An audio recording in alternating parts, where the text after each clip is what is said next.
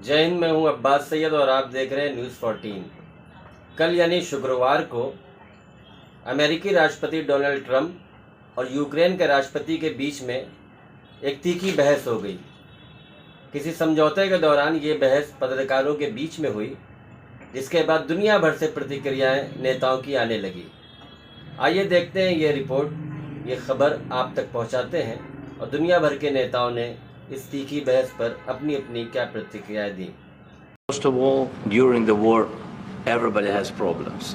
Even you, but you have nice ocean and don't feel now, but you will feel it in the future. God bless. You don't know that. God bless. God bless. You will not have a war. Don't tell us what we're going to feel. We're trying to solve a problem. Don't tell us what we're going to feel. I'm not telling you. Because you're in no position to dictate that. That's Remember exactly what this. you're doing. You're in no position to dictate what we're going to feel. Of the war, you're not Mr. in a good Brown. position. You don't have the cards right now. With us, you start having not cards. playing cards. But right now, you don't. I'm Yeah, very you're playing serious, cards. Mr. President. You're I'm playing very cards. serious. You're gambling I'm the with the president lives in of war. millions of people. You think- You're gambling with World War What do you- III. what do you think You're about? gambling with What do you World think War about? III. Have you said thank you once this A lot entire of meeting? times. No, in this Even entire meeting, today, have you said thank even you? Please, you think that if you will speak very loudly about the war, you He's can... not speaking loudly. He's not Yeah. speaking loudly. Your country is Can I- in big can I- trouble. can I Wait a answer? minute. No. Can You've I done a lot answer? of talking. Your country is in big trouble. I know. You're not I winning. know. You're not winning this. I...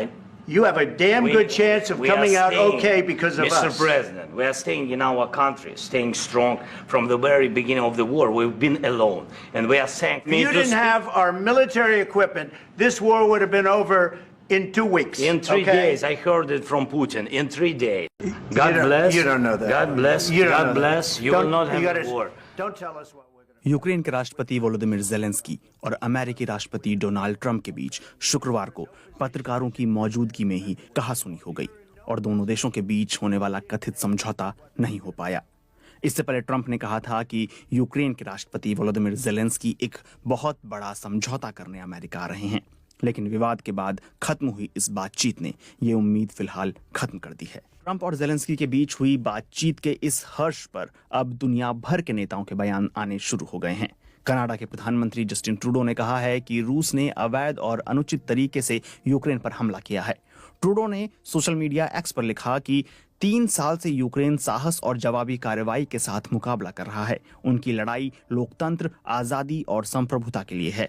ये एक ऐसी लड़ाई है जो सबके लिए मायने रखती है। ट्रूडो ने कहा है कि कनाडा यूक्रेन को अपना समर्थन जारी रखेगा। फ्रांस के राष्ट्रपति इमैनुअल मैक्रोन ने कहा कि रूस ने हमला किया और यूक्रेन के लोगों पर हमला किया। हमें उन लोगों का सम्मान करना चाहिए जो शुरू से ही लड़ रहे हैं। मुझे लगता है कि हमने 3 साल पहले रूस के आक्रमण के दौरान यूक्रेन की मदद करके सही किया था और ऐसा करते रहेंगे। हम यानी अमेरिका, यूरोपीय देश, कनाडाई लोग और जापानी सब यूक्रेन के मददगार हैं। पोलैंड के प्रधानमंत्री डोनाल्ड टस्क ने एक्स पर लिखा कि यूक्रेनी दोस्तों, आप अकेले नहीं हैं। स्पेन के प्रधानमंत्री पेड्रो सांचेज ने लिखा, यूक्रेन स्पेन आपके साथ खड़ा है।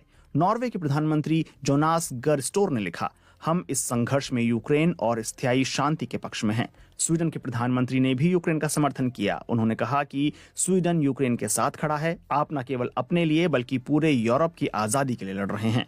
ब्रिटेन के प्रधानमंत्री केयर स्टारमर ने ट्रंप और ज़ेलेंस्की दोनों से बातचीत की। 10 डाउनिंग स्ट्रीट के प्रवक्ता ने कहा कि उनका यूक्रेन को समर्थन जारी है। वो यूक्रेन की संप्रभुता और सुरक्षा को ध्यान में रखते हुए शांति का रास्ता तलाशने की हर संभव कोशिश कर रहे हैं। ट्रंप और ज़ेलेंस्की के बीच हुई बहस पर अमेरिकी नेताओं की प्रतिक्रिया भी आई है। अमेरिकी विदेश मंत्री मार्को रूबियो ने CNN को दिए एक इंटरव्यू में इस बातचीत को बुरी तरह नाकाम बताते हुए कहा कि ज़ेलेंस्की को माफी मांगनी चाहिए। डेमोक्रेटिक सांसद चक शुमर ने एक्स पर लिखा कि ट्रंप और वेंस गंदा काम कर रहे हैं। रिपब्लिकन सांसद डॉन बैकन ने एक्स पर लिखा, अमेरिकी विदेश नीति के लिए एक बुरा दिन रहा। यूक्रेन आजादी, फ्री मार्केट और कानून का राज चाहता है। वो पश्चिम का हिस्सा बनना चाहता है। रूस हमसे और हमारे पश्चिमी मूल्यों से नफरत करता है। हमें यह साफ कर देना चाहिए, हम आजादी के पक्ष में खड़े हैं।